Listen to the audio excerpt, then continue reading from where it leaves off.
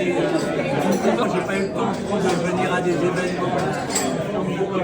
A lot of new faces, so let me introduce myself. My name is Stéphanie Delan and I am the Executive Director of the French Chamber of Commerce and Industry in Hong Kong.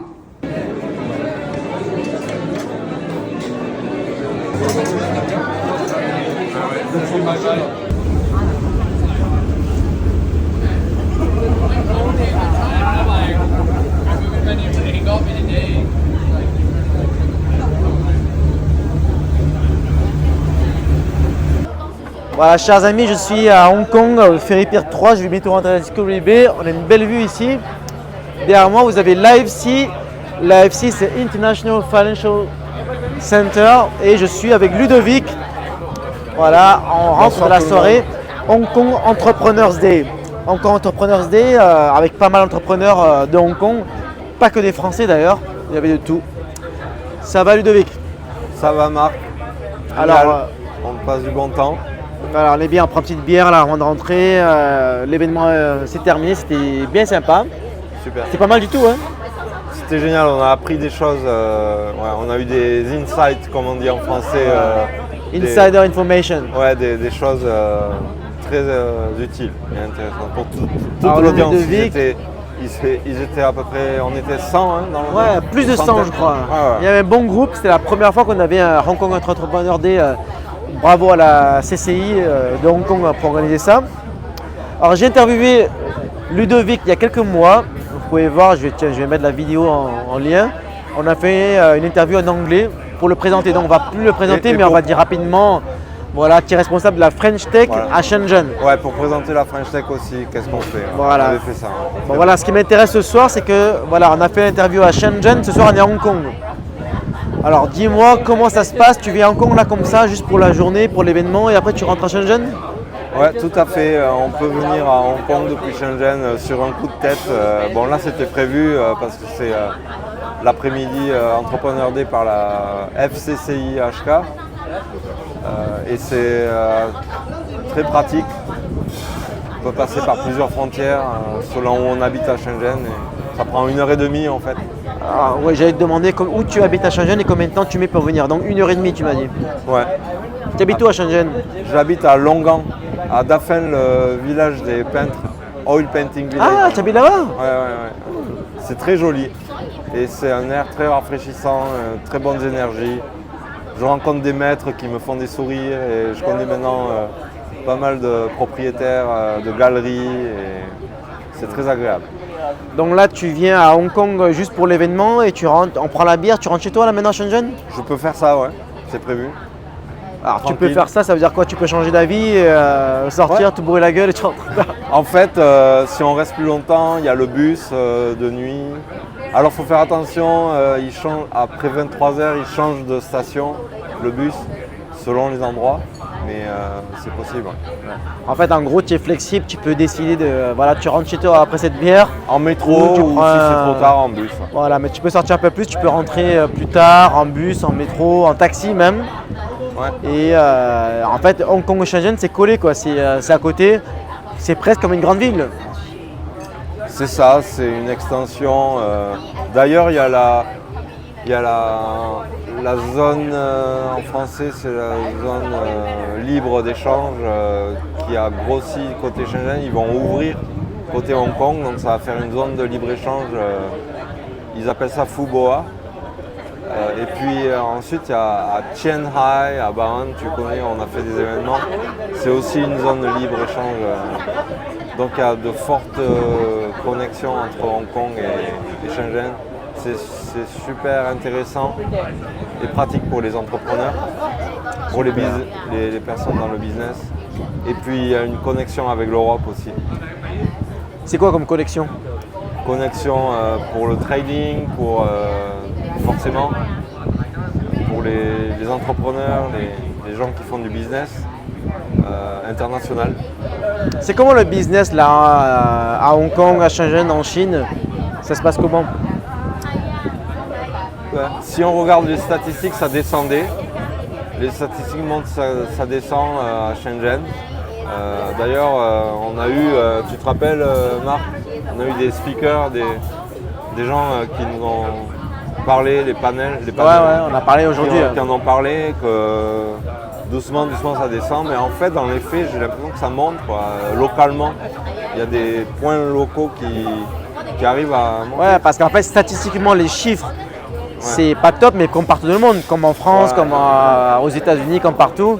Mais après, nous, quand on habite sur place, ce qu'on voit dans la vie de tous les jours, dans le business, etc., ça a l'air d'être au top, quoi. Ça se développe bien, c'est dynamique, voilà.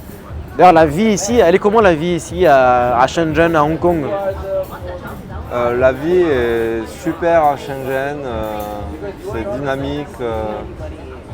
J'ai entendu, alors ça c'est juste parce que j'ai entendu ça, c'est des nouvelles qu'on m'a dit, que plusieurs personnes m'ont dit, maintenant je n'ai pas vérifié, mais le gouvernement chinois prend Shenzhen comme en fait le cœur technologique. Et donc ils améliorent, on va dire ils améliorent leur policy, ils s'ouvrent au monde, quoi. Voilà, aussi pour les étrangers avec Hong Kong. Shenzhen, c'est un peu la Silicon Valley de l'Asie, quoi. Voilà, exactement. D'ailleurs, c'est là qu'il y a eu le jeu vidéo Black Myth Wukong, là, ça vient de Shenzhen. Tout ce qui est DJI, les machins, les micros, les trucs très haute technologie, ça vient de Shenzhen. En fait, la technologie en Chine, ça vient de Shenzhen. Ouais. En fait, je sais pas, j'ai l'impression qu'à Shenzhen, la technologie est venue d'elle-même, spontanément. Et puis maintenant, il y a une volonté d'en faire vraiment le backbone, quoi. Et c'est bien. Hong Kong, c'est autre chose, mais en confortant l'un avec l'autre. Ça va ensemble, en fait, c'est complémentaire. Ouais, c'est ça. Ils ont bien compris. Ça te fait du bien d'être à Hong Kong, là? Tu prends une bière à Hong Kong, ça te fait du bien, tu es tranquille, ça se passe bien. On vit bien à Hong Kong aussi. Bon, dernière question, il y a des Français qui nous regardent, là, j'ai pas mal de Français qui me suivent sur les réseaux sociaux. Ils me disent ouais Marc, tu fais la promo de la Chine, machin, etc. Mais en fait c'est une dictature, c'est le tiers-monde, c'est de la merde. Qu'est-ce que tu leur dis, toi?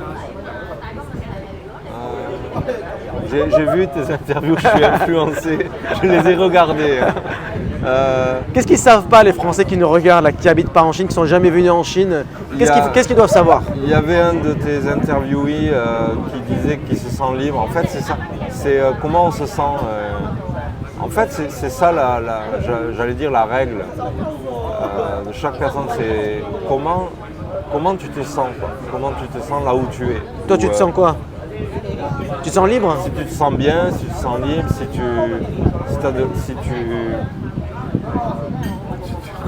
tu émanes des bonnes énergies ou je sais pas comment dire. Si tu te sens bien, quoi, bien dans tes baskets. Tu es épanoui. Voilà, c'est ça. Même pas d'arriver, mais tu t'épanouis, tu es en train de t'épanouir. Est-ce que toi tu es épanoui? Oui, là en ce moment, ouais. Pourquoi tu es épanoui? Avec le soutien des réseaux, le soutien des communautés. Les communautés chinoises, communautés françaises, en fait ça se passe bien, la vie est belle en Chine, quoi. Voilà, j'ai un conseil à donner pour ceux qui ont fait des études par exemple. Restez bien connectés avec qu'on appelle ça en français les anciens, en anglais c'est alumni. Ouais, les alumni. Donc je fais partie de communauté.